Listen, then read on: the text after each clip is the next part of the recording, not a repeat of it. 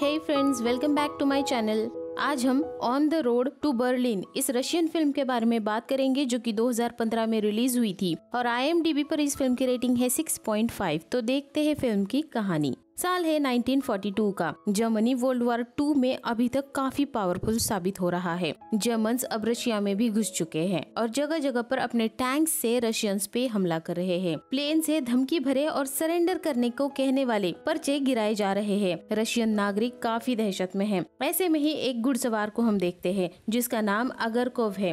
अगरकोव Russian army में communication officer है। उसका काम है मैसेजेस को एक जगह से दूसरी जगह तक डिलीवर करना। वो अपना काम करने के लिए एक बटालियन के पास पहुंचा ही था कि तभी वहां जर्मन टैंक्स हमला कर देते हैं और रशियन सैनिकों के पास जर्मन्स जितने आधुनिक हथियार नहीं थे और ना ही उनके पास कोई टैंक था। फिर भी वो अपनी तरीके से अपनी राइफल से उनका मुकाबला करना शुरू करते हैं। पर सामने से जर्मन टैंक्स शक्तिशाली धमाके कर रहे थे और एक ऐसे ही धमाके से डरकर अगरकोव का घोड़ा अगरकोव को गिरा कर वहाँ से भाग जाता है और अगरकोव वहीं पर जर्मन फायर से बचने के लिए जमीन पर लेटा रहता है। उसके पास कोई हथियार भी नहीं था और फिर जर्मन्स का मुकाबला ना कर पाने की वजह से सभी सैनिक वहां से भागने लगते हैं। लेकिन उनकी बटालियन का सार्जेंट सबको रोककर लड़ने की कोशिश करता है लेकिन कोई भी नहीं रुकता। अगरकोव भी उठकर भागने लगता है। उसका सिर्फ एक ही मकसद है कि जर्मन टैंक से दूर जाना और खुद की जान बचाना। और जर्मन टैंक्स भी रशियन सार्जेंट को मारकर तेजी से आगे बढ़ रहे हैं। उसके बाद अगले सीन में हम देखते हैं कि अगरकोव 3 रशियन ऑफिसर के सामने है और उससे पूछताछ की जा रही है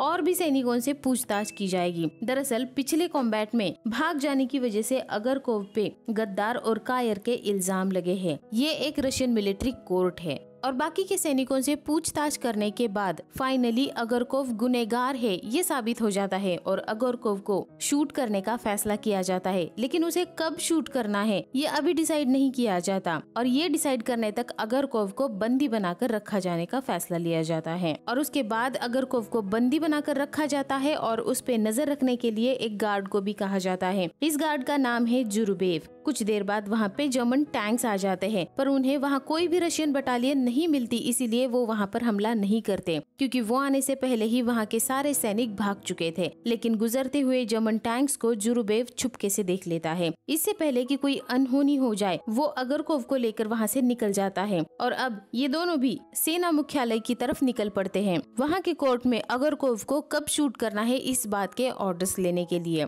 उसके बाद ये दोनों वहाँ से आगे जाते हैं और फिर रात हो जाती है। रात में जंगल में ही ये दोनों आग जला के सो जाते हैं और अगले दिन सवेरे इनको एक रशियन बटालियन मिलती है और वो लोग इन दोनों से अपने साथ फ्रंट पे लड़ने के लिए चलने के लिए कहते हैं। लेकिन जुरुबेव कहता है कि हमें सेना मुख्यालय जाने के ऑर्डर्स मिले हैं और वहाँ से ये दोनों अपने रास्ते पर आगे बढ़ जाते हैं। आगे जाकर ये दोनों एक गाँव से गुजरते हैं जहाँ पर जर्मन्स ने तबाही मचा रखी थी और फिर उन्हें एक बहुत बड़ी नदी क्रॉस करके आगे बढ़ना था। लेकिन जुरुबेव को तैरना नहीं आता। लेकिन तभी नदी किनारे घास में उन्हें कोई होने का एहसास होता है और जब वो दोनों देखते हैं तो वहाँ पर एक गाय और एक छोटा बच्चा मिलता है उन्हें। वो बच्चा वहाँ पे जर्मन से चुपकर बैठा हुआ था। वो बच्चा इन दोनों को बताता है कि उसकी माँ ने एक पायलट को जो कि घायल है उसे पेड़ के नीचे छुपा कर रखा है। वो बच्चा इन दोनों को उस घायल पायलट के पास ले जाता है जो कि रशियन पायलट था और फिर अगरकोव उसे नदी पार अपने साथ ले जाना चाहता है और उसकी मदद करना चाहता है। लेकिन जुरुबेव को तैरना नहीं आता। तब अगरकोव बेड़ी की मदद से पहले उस घायल पायलट को नदी पार कराएगा और बाद में जुरुबेव को। लेकिन जुरुबेव को लगता है कि अगरकोव भाग सकता है, लेकिन अगरकोव उससे झगड़ा करता है और जुरुबेव को उसकी बात माननी पड़ती है। फिर जैसे तय किया था वैसे घायल पायलट को पहले नदी पार कराने के लिए अगरकोव ले जाता है और इधर जुरुबेव और वो बच्चा उसका इंतजार करते हैं और जल्दी ही अगरकोव वापस आ जाता है और जुरुबेव खुश हो जाता है। उसके बाद जुरुबेव को भी वो बेड़े पर बैठाता है और नदी पार ले जाता है और फिर बाद में दोनों भी उस पायलट को उठाकर ले जाने लगते हैं और तभी उन्हें एक रशियन बटालियन मिलती है और वो उस बटालियन के साथ आगे बढ़ते हैं और जंगल में उनके एक बेस कैंप तक पहुंच जाते हैं। वहाँ पर वो खाना खाते हैं और रेस्ट करते हैं और उस बटालियन का सार्जेंट इन दोनों को भी अपने साथ फ्रंट पे लड़ने के लिए चलने के लिए कहते हैं। जुरुबेव उन्हें समझाने की कोशिश करता है कि उसे अगरकोव को लेकर हेड ऑफिस जाना है और अगरकोव एक बंदी है, उसे सजा मिली है। लेकिन सार्जेंट एक नहीं सुनता और अगरकोव को भी राइफल और टोपी दी जाती है और अब इन्हें इनके साथ जाना ही होगा। कई बार अगरकोव ने नोटिस किया था कि जुरुबेव का जूता खराब हो चुका है और उसे उससे परेशानी हो रही है, इसीलिए जिस ऑफिसर ने उसे राइफल और टोपी दी थी उससे वो जुरुबेव के लिए जूते मांगता है, लेकिन उनके पास जूते नहीं थे। तब अगरकोव अपनी एक अजीज चीज उस ऑफिसर को देता है, उसके दादाजी की घड़ी जो उसको बहुत प्यारी थी, और इस घड़ी के बदले में वो जुरुबेव के लिए कहीं से जूतों का इंतजाम करने के लिए कहता है।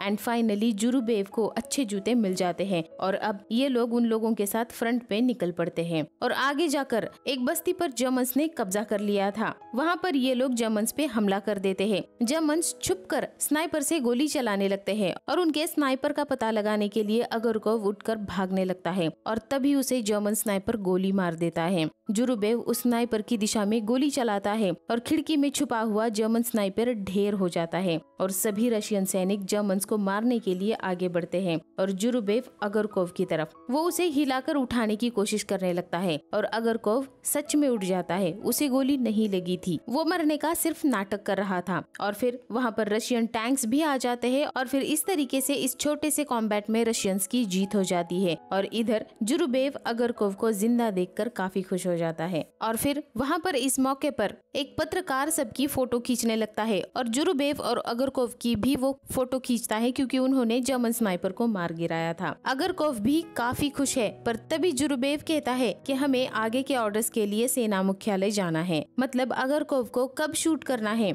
इस बात के ऑर्डर्स कोर्ट से लेने के लिए उन्हें आगे जाना होगा और वो दोनों भी वहाँ से निकल पड़ते हैं। और फिर आगे जाने के बाद वो दोनों भी एक जगह पर खेत में आग जलाकर बैठते हैं और वहीं पर रात गुजारने का फैसला लेते हैं। तब जुरुबेव अगरकोव से खत लिखने में मदद मांगता है जो वो अपनी माँ को लिखना चाहता था। अगरकोव भी हाँ कहकर खत लिखना शुरू करता है और पूछता है कि खत में क्या लिखना है और तब जुरुबेव कंफ्यूज हो जाता है। और फिर अगली सुबह अगरकोव उठता है, जुरुबेव नींद में ही होता है और वहाँ से अगरकोव भागने के लिए निकल पड़ता है, लेकिन कुछ ही मिनटों में वो वापस आ जाता है। वो वहाँ से भाग नहीं पाता और फिर दोनों भी पास के गाँव में सेना मुख्यालय में पहुँच जाते हैं। लेकिन वहाँ अगरकोव को वहाँ का कमांडर कोर्ट के ऑर्डर्स के बिना ही अभी तुरंत खत्म करने के लिए ले जाते हैं। जुरुबेव वहाँ के कमांडर को बहुत समझाने की कोशिश करता है कि आप ऐसा नहीं कर सकते, कोर्ट के हस्ताक्षर के बिना आप अगरकोव को शूट नहीं कर सकते। लेकिन कमांडर उस पे बहुत चिल्लाता है और उसे वहाँ से बाहर निकालता है। तभी सेना मुख्यालय का चीफ ऑफिसर वहाँ पे एक गाड़ी में आ जाता है और इधर अगरकोव को बाकी गुनहगारों के साथ लाइन में खड़ा किया जाता है और गोली चलाने ही वाले थे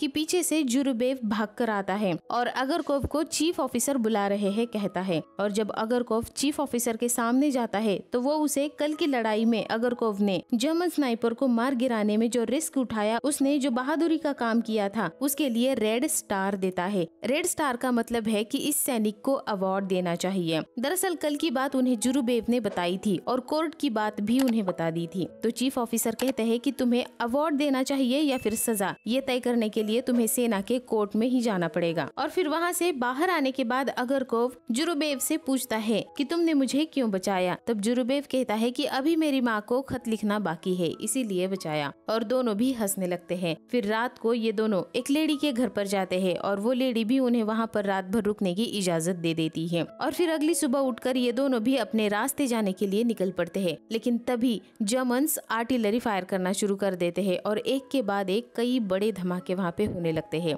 धमाके बंद होने के बाद सब लोग उठ जाते हैं। कोई भी घायल नहीं था, लेकिन जुरुबेव जमीन पर पड़ा था। वो बहुत ज्यादा घायल हो चुका था। अगरकोव उसे उठाकर घर में लाता है, उसका इलाज करने की कोशिश करता है, लेकिन जुरुबेव कुछ ही पलों में अपना दम तोड़ देता है। इससे अगरकोव को बहुत दुख होता है और फिर बाद में अगरकोव जुरुबेव को वही दफना देता है जिस लेडी के घर में ये दोनों रुके थे। वो लड़की अगरकोव का शर्ट धोने के लिए मांगती है क्योंकि उस पे खून लगा था और जब वो शर्ट धो रही होती है तो उसे अगरकोव के शर्ट के पॉकेट में से उसे कोर्ट के ऑर्डर्स की पर्ची मिलती है, जिस पे लिखा था कि अगरकोव को शूट किया जाना है। वो पर्ची वो अगरकोव को देती है और अगरकोव अपने कपड़े पहनकर जुरुबेव के ऑर्डर्स को पूरे करने के लिए निकल पड़ता है। मतलब वो कोर्ट की तरफ जाएगा और कोर्ट जो फैसला सुनाएगा वो उसे एक्सेप्ट होगा। आगे जाते समय अगरकोव रास्ते में मौत का मंजर देखता है कि वॉर के नाम पर लोग अपने पीछे अपने परिवारों को छोड़कर कैसे दुनिया को अलविदा कर रहे हैं। और फिर फाइनली अगरकोव सेना मुख्यालय में कोर्ट तक पहुंच जाता है